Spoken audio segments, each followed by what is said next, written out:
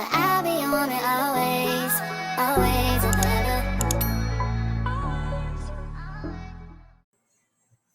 Hai, Assalamualaikum. Perkenalkan, saya Nabila Putri Arinda, merupakan mahasiswi dari Universitas Jambi, Fakultas Ekonomi dan Bisnis, Prodi Manajemen, kelas R005 dengan NIM C1B022131.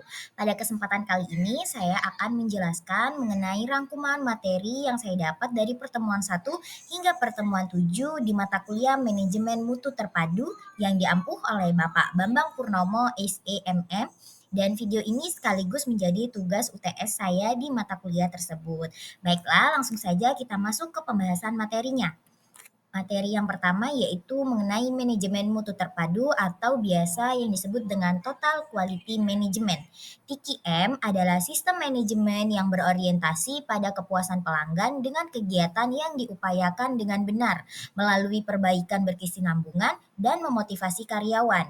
Manfaat TQM yaitu memperbaiki kualitas, memperbaiki persaingan, meningkatkan output bebas kerusakan, dan meningkatkan laba.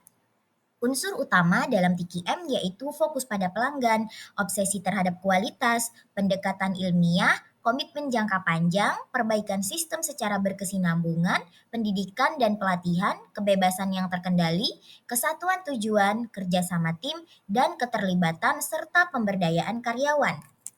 Selanjutnya mengenai persyaratan implementasi dalam TQM. Yang pertama ada komitmen yang tinggi dari manajemen puncak, kedua mengalokasikan waktu secara penuh untuk program TQM, ketiga menyiapkan dana dan mempersiapkan sumber daya manusia yang berkualitas, keempat memilih koordinator program TQM, lima melakukan benchmarking pada perusahaan lain yang menerapkan TQM. Keenam, merumuskan nilai visi dan misi. Ketujuh, mempersiapkan mental untuk menghadapi berbagai bentuk hambatan. Dan yang kedelapan, merencanakan mutasi program. Selanjutnya mengenai mutu atau kualitas. Definisi mutu atau kualitas adalah derajat karakteristik yang melekat pada produk yang mencukupi persyaratan atau keinginan. Kualitas yaitu kemampuan suatu produk atau jasa dalam memenuhi kebutuhan pelanggan.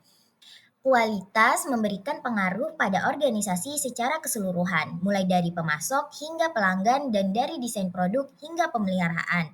Nah, kualitas memiliki pengaruh terhadap tiga hal. Yang pertama, berpengaruh terhadap reputasi perusahaan, yang kedua, keandalan produk, dan yang ketiga,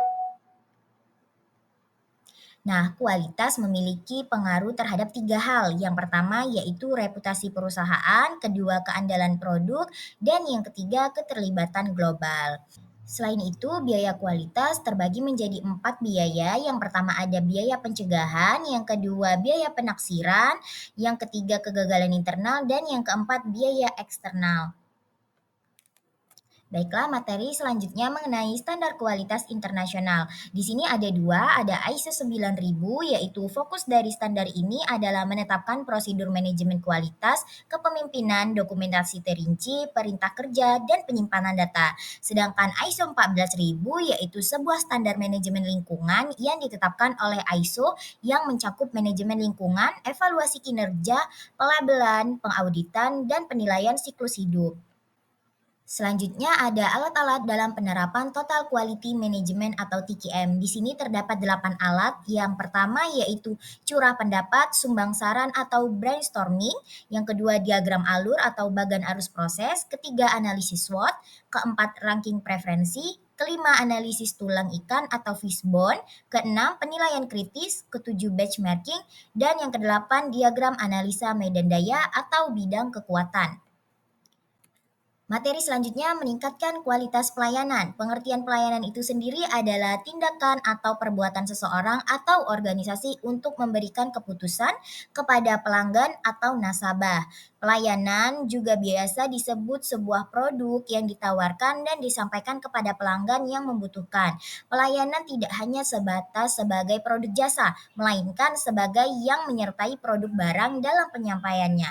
Nah, pentingnya pelayanan itu dikarenakan untuk satu meningkatkan penjualan, yang kedua menghemat uang pemasaran, ketiga menyebabkan bisnis atau transaksi berulang, keempat memperkuat brand perusahaan, dan yang kelima yaitu menghilangkan hambatan tertentu. Dimensi-dimensi dari kualitas pelayanan yang pertama ada tampilan atau tangibles, yaitu tercermin pada fasilitas fisik, peralatan, personil, dan bahan komunikasi. Yang kedua, keandalan atau reliability, yaitu kemampuan memenuhi pelayanan yang dijanjikan secara tepat dan terpercaya. Yang ketiga, tanggap atau responsif, yaitu kemampuan untuk membantu pelanggan dengan menyediakan pelayanan yang tepat. Yang keempat, ada keyakinan atau assurance, yaitu pengetahuan dan kesopanan dari para pegawai dan kemampuan mereka untuk menerima kepercayaan dan kerahasiaan. Yang kelima, ada empati, yaitu perhatian individual yang diberikan oleh perusahaan kepada para pelanggannya. Selanjutnya ada metode survei kepuasan pelanggan.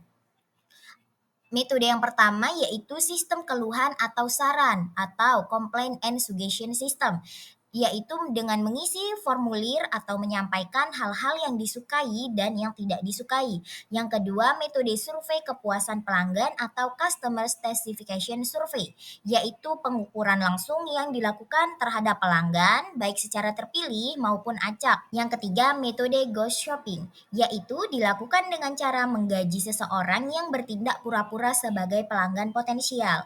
Dan yang keempat, ada metode lost customer analysis, yaitu menghubungi kembali pelanggan yang berhenti membeli atau lari ke pemasok lain. Materi selanjutnya mengenai biaya dan produktivitas.